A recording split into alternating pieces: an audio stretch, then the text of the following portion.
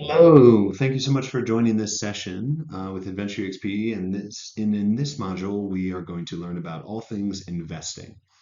So maybe you've heard about investing from your family or friends or people in your community, or maybe you've started investing in some ways. The purpose of this session is to introduce some concepts of investing. So, what does it mean to invest?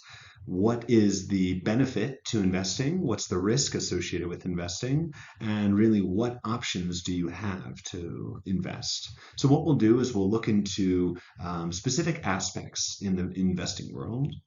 The purpose of this session is going to be just to introduce these concepts. We're not going to go in great detail in any of these. However, our hope is that we're going to pique your interest to start thinking about the concept of investing and give you just enough information to kind of guide you in asking the right questions, as well as just starting to research on your own. So let's I do want to say before we get started in the specifics of this module that Adventure XP, we are not investment experts, and in no way are we telling you to invest, what to invest in, when to invest, and things like that. Really, the purpose of this module is to introduce, so it's an educational module to introduce the basic concept of investing and to help guide you on the path of determining if investing, one, is right for you, and two, how would you actually go about gathering more information. So, what are we going to talk about today? We'll introduce investing, as well as introducing specific terms and concepts that maybe you've never heard of before. We'll define risk because you can never talk about investment without also talking about the risk of that investment. Then we'll talk about how do you actually invest, the types of investments that are out there, and then we'll go into some classifications of building your investment portfolio and how you actually diversify that portfolio. So, what is investing? Investing is the act of committing money. And if you see this word capital in the context of investing or in economics, capital doesn't mean like a capital city, it means money. So capital and money can be used interchangeably. So investing is the act of committing capital to a specific investment with the expectation of obtaining additional money in return. Basically saying, if I'm investing this amount of money, I expect once this investment returns back to me, I'll get my original investment plus extra. And therein lies a worthwhile investment. Investing is different than gambling, right? So investing, there are a wide variety of different products that you can invest in, and we'll talk about those in this session, but it's very different than gambling in the way that it's structured and organized. Lastly, as a concept, investing lets your money work for you while you continue to work for your own money, right? These two things can be happening simultaneously. And through investing and through effective investing, your money can be working for you to make more money. So let's go into defining some basic terms. First, time value of money. This is an economic principle that says a dollar today is worth more than a dollar tomorrow, and it's because of investment opportunities, which means today you can take a dollar and you can start investing it, which means overnight, just in this one small example, overnight that $1 can earn interest from an effective investment, and therefore it's more valuable to get a dollar now than it is to get one tomorrow because you can invest it and it can earn money. So this basic principle is really what all investment stands on, right? So once you subscribe to the principle of time value of money, then you can make decisions within your money, with your money within the investment world. Second thing, inflation. You may be hearing a lot about this. In these current times in the spring of 2023, because inflation is on the rise, inflation basically means that there's an increase in prices, and because of an increase in prices, there's a decrease in the purchasing value of money, right? So maybe you had $12 that you could go into Chipotle and get a burrito. But because of inflation, maybe that burrito now costs closer to $15, but you still only have $12. So what's happening is prices of the burrito are going up and the value of your $12 is going down. And that is what happens in inflation times. By investing, what it allows you to do is overcome inflation over time because you're adding interest, you're adding earnings on your money as opposed to just holding $12 in your hand, that $12 can be earning you money out in the marketplace through investing. The next one is risk. Risk needs to be talked about anytime you talk about an investment. Risk is the potential for an investment to lose value or to not perform as expected. We'll talk much more about risk because risk is a very important component when thinking about investing.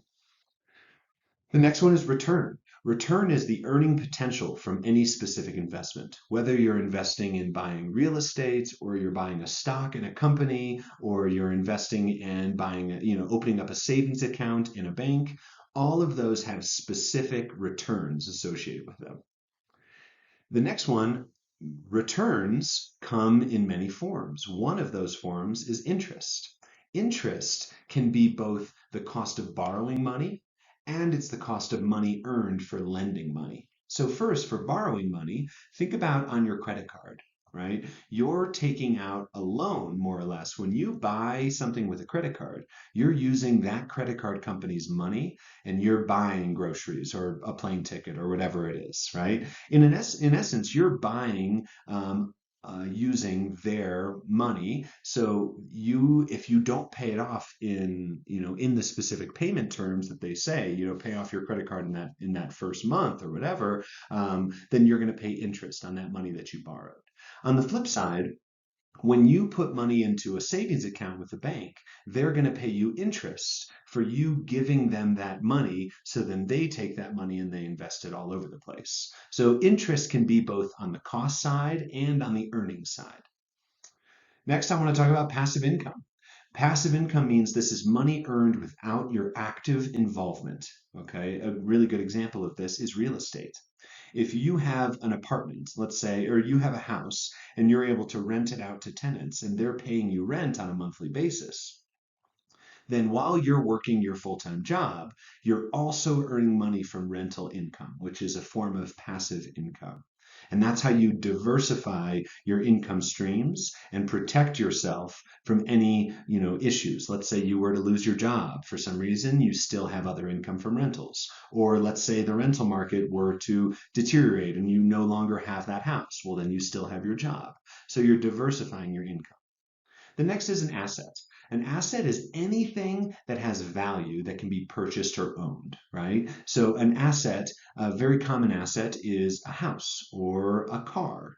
Also, something to think about, it may not feel like an asset, but actually having money, right? Cash in your hand is a version of an asset.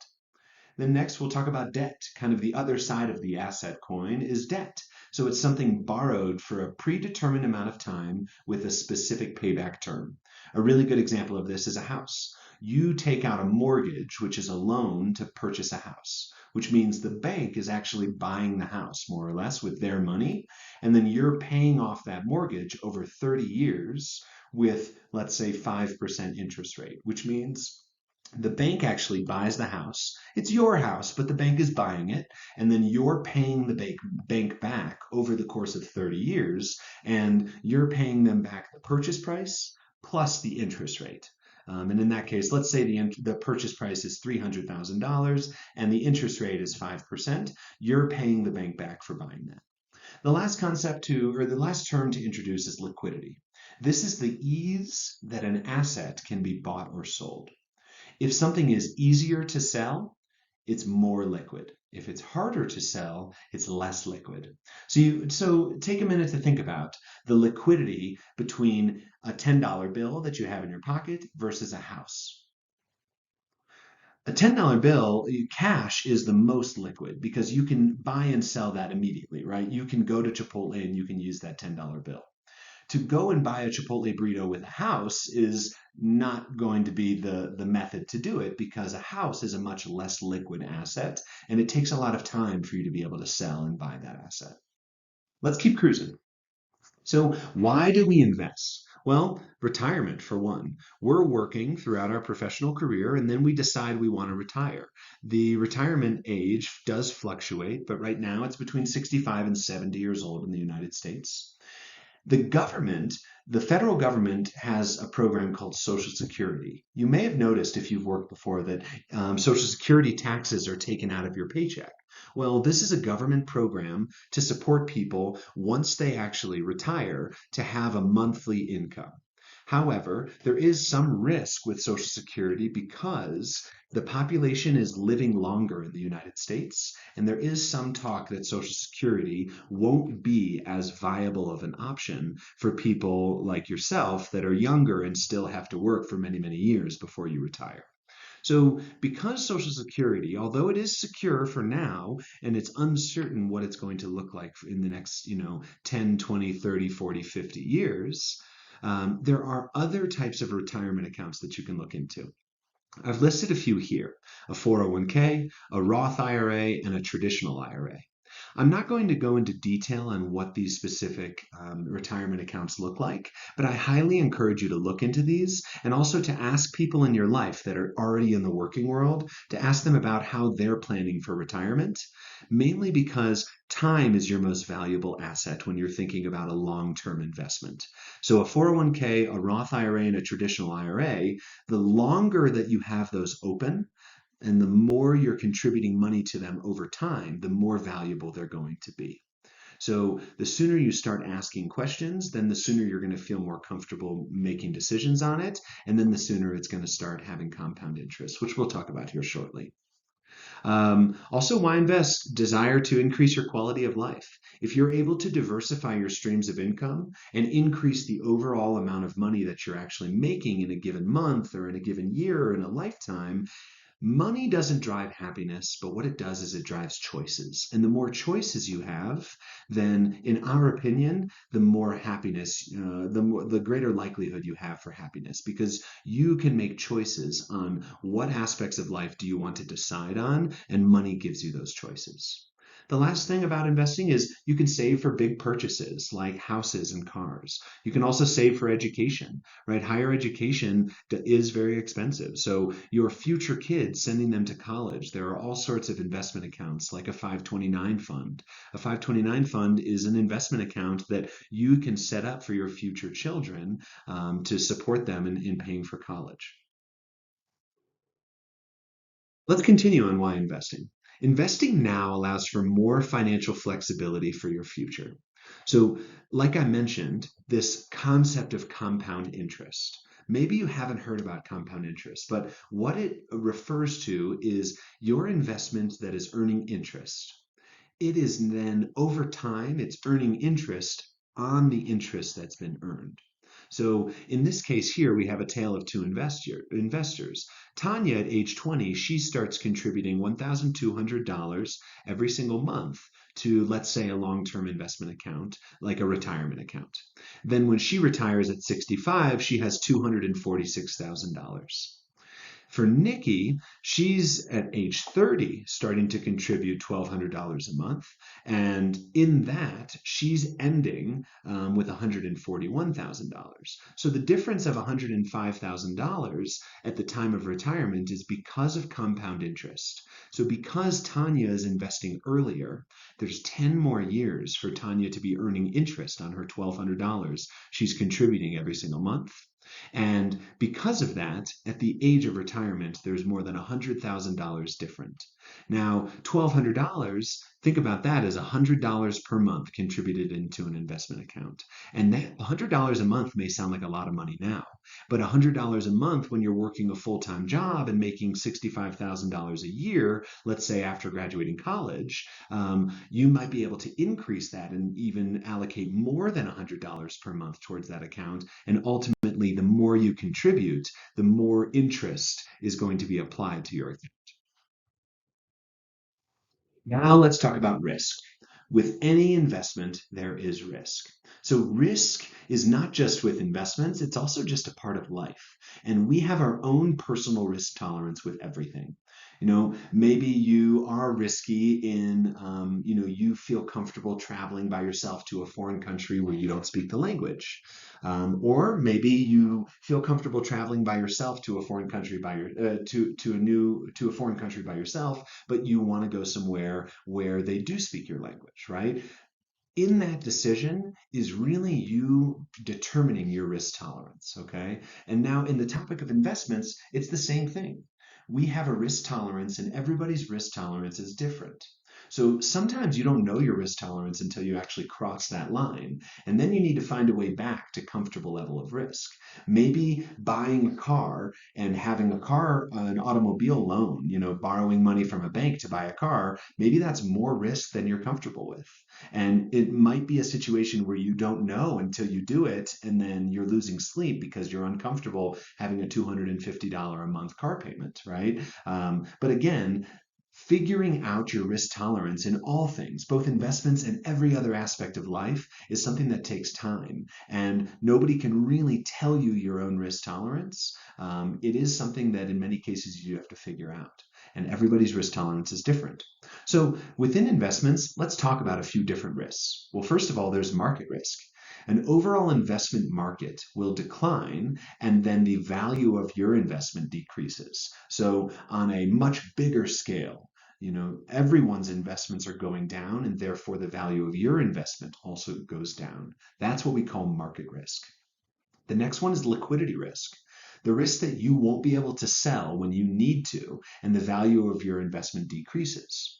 A perfect example of this is about houses. If you buy a house when prices are, let's say, high, because right now house prices in spring of 2023 are relatively high, and if you were to buy a house now and then you wanted to sell it, let's say in a few years, maybe the house prices decrease and you're no longer able to sell that house at an increased value, so you actually lose money on it. This is what we call liquidity risk. The next one is inflation risk. The risk that inflation will increase and therefore the value of your investment decreases, right? We talked about that inflation is when prices go up and the value of money goes down. So if inflation is going up, if you purchased an investment for $1,000 last year and inflation has gone up, then the relative value of that $1,000 has gone down.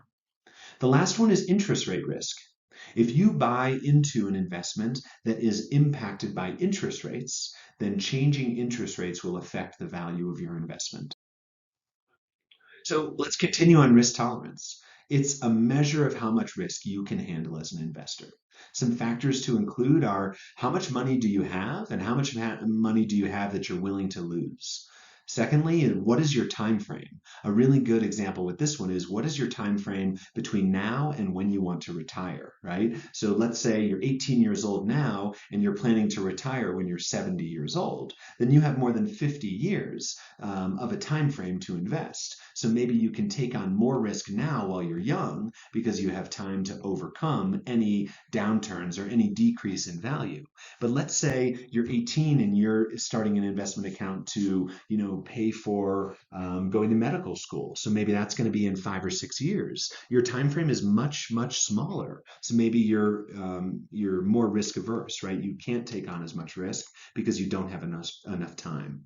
And then the third one is what's your emotional ability to handle risk? Risk is involved in every decision that we make, especially with investments. And emotionally, how are you able to tolerate that type of risk? Ultimately, your risk tolerance will determine what kinds of investments you should pursue. There are investments that are the low amounts of risk, there are moderate amounts of risk, and there's high amounts of risk. And each of those will have corresponding levels of return, where typically the more risk, the more return. The less risk, the less return. But again, it's not about right or wrong. It's about what's your comfortability with risk. And truly, there's no right or wrong way to invest because everyone's risk tolerance is. So, what I want to do is introduce some types of investments. All right. I want to talk about savings accounts. I'll talk about bonds, which sometimes those are called debt or fixed income. Three, I want to talk about stocks. Sometimes those are called equity. Then we'll look at mutual funds and then a certificate of deposit, which is commonly called CDs. Maybe you've heard of these. Each type of these investments have a different risk associated with them, and we'll discuss over the next slides which of these is more risky, which of these is less risky. Like I mentioned before, higher risk equals a higher potential return on investment. And again, it doesn't mean you need to take on, you need to seek out highest potential return on investment because it depends on your risk tolerance, what you're comfortable with. So note that there are many other types of investments that this module won't get into, but if interested, we encourage you to read about options, futures, forex, commodities, and ETFs. These are many other investment opportunities. We're not going to talk about those because they're a little bit more technical than what we want to introduce in this module, but if you are interested, it might be worth looking into those as well. So first one, we'll look at a savings account. Opening a savings account or a money market account, sometimes they're called, with a bank where you're able to access the money whenever you want, and in exchange, the bank will give you a small amount of interest for giving them your money. So maybe you have an account with Chase Bank where you have a checking account and you have a savings account. And in your savings account, maybe you have $1,000. So on a monthly basis, you notice that Chase Bank is depositing into your account like maybe 1 cent or 2 cents or maybe even 5 cents into your account, depending on the interest. So it's a pretty low return, but it's an extremely low risk investment because you're opening up a savings account, you're giving your money to the bank, but you're able to access that money whenever you want, right? You can go to an ATM and pull it out. And that money is insured by the government under something called the FDIC. So this is a highly liquid investment since you can access the money whenever you want. And in exchange, it's a very low return, right? If you have $1,000 in there, let's say you're getting 5 cents every single month. It's not nothing, but it's not a big investment with very high return.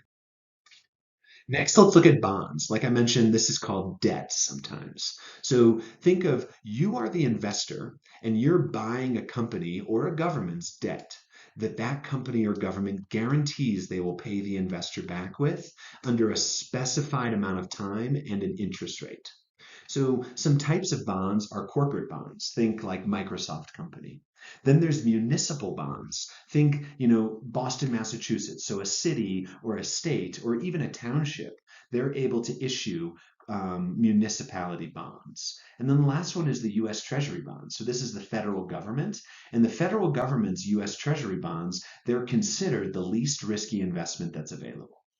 So with bonds, they're a moderate risk since you are getting consistent returns through interest payments from the company or government that is borrowing the money from you. And they're less risky than stocks because you aren't actually an owner of the company like you are with stocks. So if the company fails and you're a bondholder, the company is obligated to pay back their bond investors. So you're taking on much less risk than a stockholder is of a specific company. And return will vary based on the investment rating of the company. So we're not going to go into details here, but there are investment ratings of companies. A company like Johnson & Johnson is a triple A rated company, which means it has the highest rating, which means it's the safest and least risky company to buy debt into, to buy bonds from, versus Facebook, where they're a triple B plus rated company, which means they are more risky relative to Johnson & Johnson. So again, we're not going to go into the full ratings of investment companies for buying into debt and buying into bonds and stocks, but I do again just want to give this little nugget of info that there are rating agencies out there that categorize companies based on the amount of risk.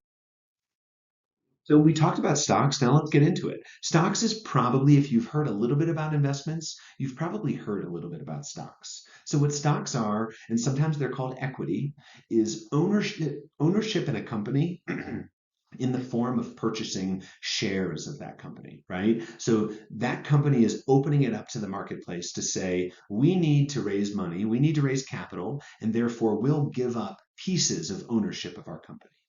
So individual investors can buy pieces of that company. Now, stock prices are going to fluctuate on a daily basis. And the basic concept for stocks is to buy low and sell high. So if you can get into an organization that you believe in, that ultimately you want to get in when their stock price is low and then sell it when the stock price is higher. So companies issue stocks to raise money, and you as the investor buy those stocks if you believe in the company's long-term growth potential and value. So if you like Apple company and Apple like computers and iPhones and things like that, and you think that over the long term they're going to continue to grow and their value is going to continue to increase, then that might be a stock to consider. And again, I'm just referencing that as an example, but individual companies like Apple will issue shares out there and you can purchase those stocks. Stocks are a high risk since the investor loses the investment if the company goes out of business. And there's no guarantee that the company will ever give you any returns on your investment. Sometimes companies will pay something called dividends, which basically means people that own shares or own stock in a company, sometimes the company will issue dividends, which means they'll pay you for being an owner and for lending them money. But there's no guarantee. The companies are not obligated to share dividends and share profit with their investors. Okay, let's keep going. Next, we want to talk about mutual funds. This is an investment that consists of a pool of funds contributed by many investors that all have their money combined to invest in stocks, bonds, and a wide variety of other investment assets. Mutual funds are managed by professional investors, and those people are called money managers. So basically, they're managing a mutual fund where they have hundreds or thousands of individual investors that are giving their money to this money manager, and that money manager is then deciding what they want to invest in. So a mutual fund, the risk ranges from moderate to high risk because of the diversification of exposure, but varies from fund to fund. Some mutual funds are going to be more risky than others depending on what the money managers are investing in. Another thing to consider is that many mutual funds do charge management fees for that money manager who's actually managing that investment account for those, thousands of investors that have all given them money. They sometimes do charge management fees. The next one is CDs. This is similar to a savings account, but it is an account that holds a fixed amount of money for a fixed amount of time in exchange for a fixed interest payment. Maybe you've heard about CDs that are 6 months or 1 year, or 5 years in length.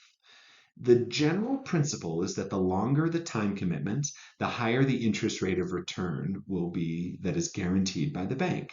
So banks are going to put it out there and say, we'll offer CDs. If you give us this amount of money for 1 year, then we will give you this amount of interest back at the end of 1 year.